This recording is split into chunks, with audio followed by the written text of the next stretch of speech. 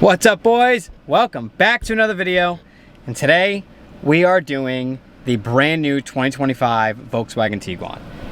And the reason why I really wanted to do this car was the remodel I thought was amazing, but another reason too was kind of because it reminds me a little bit of my car. And the styling, the R line, the R styling just kind of reminded me a little bit of my car. Obviously, not the same turbo, not the same power. It's definitely different SUV. In Europe, they make the R's in these, which is awesome. But I just kind of wanted to see the styling. I wanted to see how it drove. It's got a 17 or 18 horsepower bump from what it was before. And I wanted to see how it was, especially since we just did the Q5, how it was compared to the Q5, because that's pretty much its competitor. So I really want to see what it was like and get in it, and we'll put it next to my car and kind of compare the styling, because the styling is pretty similar, which is interesting. So let's dive into it. Let's see how we feel about it. There's one word I can think of to describe this car. It's European. It looks European. If there's one way I can describe it, that's what it looks like. They did the same thing with the Golf Rs, the same thing with the GTIs, and even the same thing with the GLIs. It looks so European now. And that is what I'm happy about, because every time they release a car in the United States for a Volkswagen, it would look so Americanized. And you look at the German models, the European models, and they looked so clean and so good. And now they're making these look perfect. And that is why I am becoming obsessed yet again with what Volkswagen's doing. I think they're doing an amazing job. And you know what I just found out too? And this is really cool. I gotta add this into this vlog. They are potentially, I don't know if it's coming to the States, but they are making a 5-cylinder Golf R. They're taking the 2.5 liter 5-cylinder from the Audi RS3 and they're putting it in the Golf R. We've seen people swap them before, but now you're gonna actually get to buy that factory. I mean, it's gonna be a $70,000 car now, which unfortunately stinks, but a 400 plus horsepower 5-cylinder Golf R, Volkswagen's doing it, man. They just know what they're doing styling wise. They're trying to figure it out power wise. They even brought the GLI back to life. Awesome. And the GLI is the only Volkswagen left with a manual. They're keeping that too. Gotta give them credit. You just don't see that often. You don't. But I gotta say, overall, this car is solid. Is it fast? No. Does it have a little bit of torque? Yes. Which is good. It's a little peppy. Is the styling great? 10 out of 10. They absolutely killed it for this little family SUV. I think the Q5, although looks good, just doesn't look as good as this. Honestly, if you're buying a Q5, you're gonna get slightly more cargo space and 50 more horsepower. That's about it. Really at that point, do you care about power? This thing doesn't lack that much when it comes down to it, which is a good thing. So it really all depends on what you like. And I think, in my opinion, I think the Tiguan is cheaper and better looking on the road than buying an Audi. So in terms of exterior styling, this is what I'm talking about. This beats the Q5 night and day. It is just aggressive looking, oddly enough, but it is also sporty looking for an SUV. It's got your black accents where you need your black accents. It's got a really nice diffuser. I do still wish it had exhaust tips. I do think them not having at least fake exhaust tips does kind of ruin it for me a little bit. But for the most part, I mean, the tail lights going all the way across, these menacing IQ LED light tail lights are just incredible.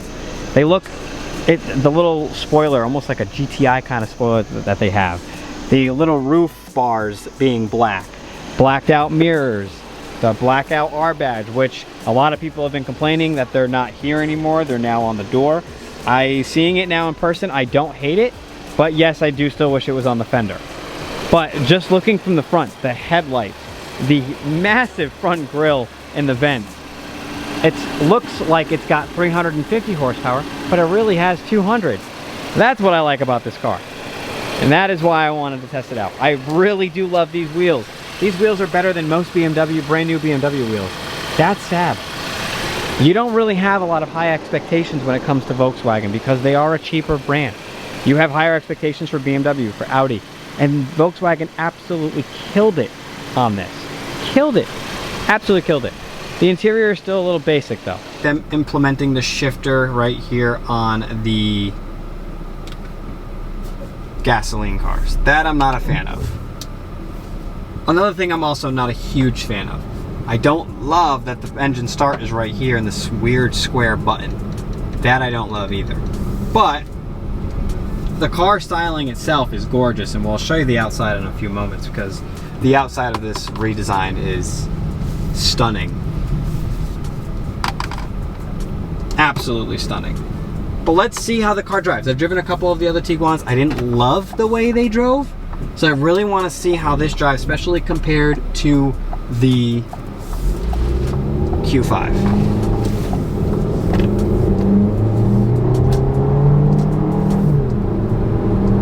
Pretty good pickup, actually.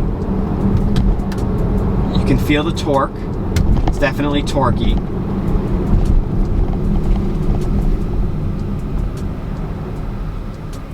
I'm gonna feel it here again in a minute. This is just in comfort. I'm gonna keep the drive modes up because I wanna see exactly how they feel. Not bad. I mean, it is 60 horsepower less than the Q5. That is the truth of it. It's not going to be as quick as the Q5, which is okay. Which is okay. We didn't think Volkswagen would do that anyway. Would make this much more powerful than about 200 horsepower. I still think they could have gone around 220, in my opinion, 230, like almost GTI kind of power, maybe 230, 240, at least to compete a little bit better. But I can agree with 200. At least they pushed 200 in this, which is good. And comfort feels pretty solid. The 4-cylinder sounds eerily similar to the one they had before. But now I'm going to kick it in sport, because this is where I want to feel the difference. See if there's any torquey difference from the previous model over to this one. And just kind of see how it feels. I mean, the modes look cool. I'll give it that.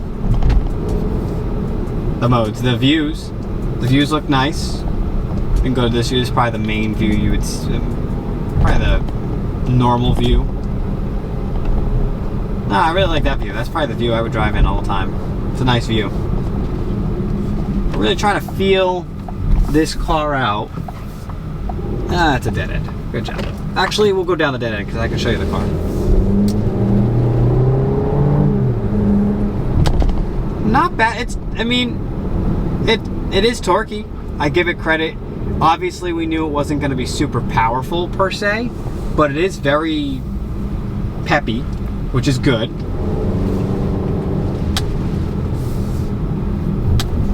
That torque, you can definitely feel the torque. See how she steers. How does she corner? Not as good as the Buzz. Not as good as the Buzz. I'm surprised. Similar to the previous gen. The steering wheel is quite similar to the previous gen. They did a good job on the cluster, on the gauge cluster, and they did a good job on the radio. That I give them credit for. The panoramic sunroof is nice. This little styling trim piece, I don't know if I can get a good perspective of it right here, is pretty good, I must say. Almost like a pattern, nice little like hexagon pattern it seems. Door handles are very nice. They don't feel too cheap or clunky. How do the doors close? I guess that's a good one. Pretty solid doors, not bad. You do have plenty of backroom space for a smaller SUV, I will say that. And these seats are very plush and comfortable. That I can say as well. They are very comfortable. That two-tone is nice. Volkswagen's bringing back the two-tone. Thank you, Volkswagen. Blacked out Tiguan badging, nice. And for a small SUV, not bad for compartment space. Like, it's kind of small, but it's not terrible. And not bad. I gotta give them credit. Not too shabby. Previous gen, you didn't see a lot of automatic open and close trunks, so that's a plus. This is the SER line, not the SELR line, so it's not completely loaded, but it's close enough. I do like how they didn't use plastic on the fender flares. I mean, like the rugged, I forget the material. They used like gloss black plastic, which I like. I'm happy they used that. But just looking at this car, it really is stunning. Good job, Volkswagen. I give you a 9.5 out of 10 in styling on this thing. They killed it with this car. Absolutely killed it. From the day I saw it release, I was like, yep, this is it. So another cool thing is you have one for the shade and you have one for the sunroof. So you can have the sunroof open with the shade closed. That you don't see usually in cars. Panoramic sunroof, by the way. Usually in cars, like BMWs, you have to have the shade open to have the sunroof open. In this, you don't. That is unique. I really like that. So for starters, it is a Volkswagen. So the styling is going to be somewhat similar in terms of this. But you kind of get like a mode like that, just without the R, with the mine just says R up top. Still cool. I mean, you get kind of the same type of maps, you just don't get the R mode. I have the R mode right here. You get actual buttons in this, at least on the steering wheel. Same type of haptics you get on here for radio that I have in my car. This is also interesting. This is the volume for the radio. And it's a screen, which is interesting. So if you like press it in, oh, that's really cool. It does the, wait, what? So if you do this, oh, these are, oh, you have atmospheric modes and then drive modes? Whoa. What does that do? You have all of these. Oh, that just puts the radio on. Wait. Maybe this changes, oh, it just changes like the color and stuff? Oh, this must be lighting. Hello? And then if you go to drive modes, you get eco, comfort, sport, custom, and off-road, and snow. Very nice. Interesting. So if we go to atmospheres, we have it in joy. Let's do energetic, I guess? Yeah, I guess that's like the color. But it's weird. Do you have like the color options? Oh, this is really cool. The maps on the screen. You have steering angle display, compass, elevation. My God. There's a lot of cool things in this screen. This is fun. So if you hit, like, essentially, I want that off. I'm essentially looking for settings. Is there settings? Where's my settings on here? This is sound. Oh, you don't get a lot of sound in this. Is this Harman Kardon? This is not a Harman Kardon sound system. Interesting. Okay. Just curious to see like where your settings are. We'll find it at some point. And I already found it. So you hit these boxes up here, brings you to this. This is what I was in the ID Buzz. You have ambient lighting. Lighting mode is currently controlled by the atmosphere. Okay, so those are your moods. Okay, so these are the kind of like the, so that's interesting. So you have mood lighting, atmosphere lighting, and you have custom lighting. Interesting. And then you can kind of control it any way you want. That's actually kind of fun. That's fun. And then you can adjust the brightness, which is always turned down. I always turn it up. That's just how I am. Interesting. Okay, and then here's like all of your basic settings. Okay, so that's how you get settings. So down here brings you to these maps, all of these displays. Up here brings you to settings. See, in my car, this brings you to all of it. And the newer infotainment, it brings you to certain areas. And then you have experience mode, which are your driving modes and atmosphere modes. Okay, cool. I just don't know if any of them make a difference. I'm assuming they're just visual modes like you see in the X3, but I'm not sure.